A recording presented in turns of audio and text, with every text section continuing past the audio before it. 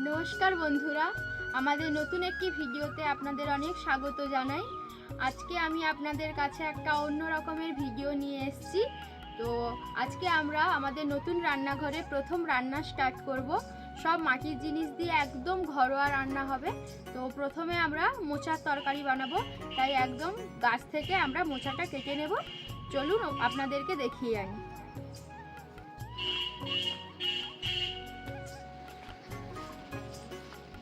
যে মোচাটা হয়ে আছে গাছে, তো আমি এখন ওই মোচাটা কেটে নেব।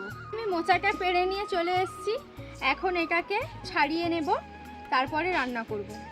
এই যে আমি এখানে সব মশলাগুলো গুছিয়ে নিয়েছি। তো এখন আমি যাচ্ছি আমাদের ওই রান্নাঘরে রান্না করব। এখানে সব গুছিয়ে নিয়েছি আমি, এরপর করব। এটা ধরিয়ে নিচ্ছি, এরপরে আমি মোচার তরকারিটা আজকে আপনাদেরকে মোচার তরকারি বানিয়ে দেখাবো।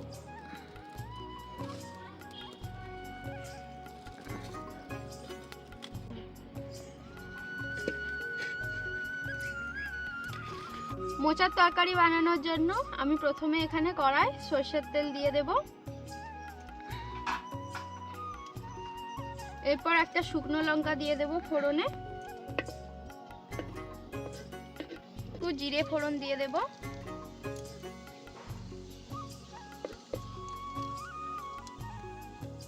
এরপরে পেঁয়াজ কুচি দিয়ে দেব।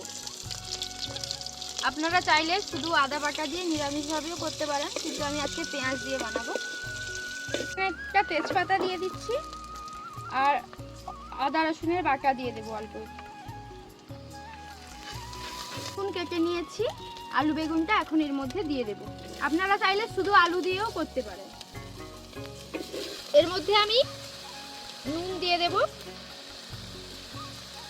নুন আর হলুদ দিয়ে দেব। দেখো ওদের আমার নাত বউরা রান্না করছে ভিডিও চালিয়ে করে।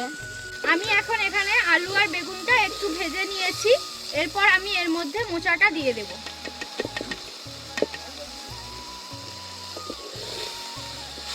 এবারে এটা ঢাকা দিয়ে দিয়ে আস্তে আস্তে রান্না করে নেব। আমার নাত বউরা মাটির জিনিসে রান্না করছে, বাইরে ভিডিও করছে, তোমরা দেখো। মোচাটা আমি এখানে একটু ভেজে নিয়েছি, মানে অনেকটাই নরম হয়ে গেছে। এখন আমি এর মধ্যে টমেটো দিয়ে দেব অল্প একটু, আর লঙ্কার গুঁড়ো দিয়ে দেব। আপনারা যে যেমন ঝাল পছন্দ করেন সেরকম দিয়ে নেবেন। দিয়ে এটাকে আর একটু নেড়ে আমি জল দিয়ে দেব। আমার মোচাটা রান্না এখানে হয়ে গেছে, দেখুন সেদ্ধ হয়ে গেছে কি সুন্দর। তো এখন আমি এর মধ্যে অল্প একটু চিনি দেব, তাহলে টেস্টে ব্যালেন্স হয়ে যাবে। আপনারা দিয়ে দেখবেন, খুব সুন্দর লাগে। আর একটু গরম মশলা দিয়ে নামিয়ে নেব।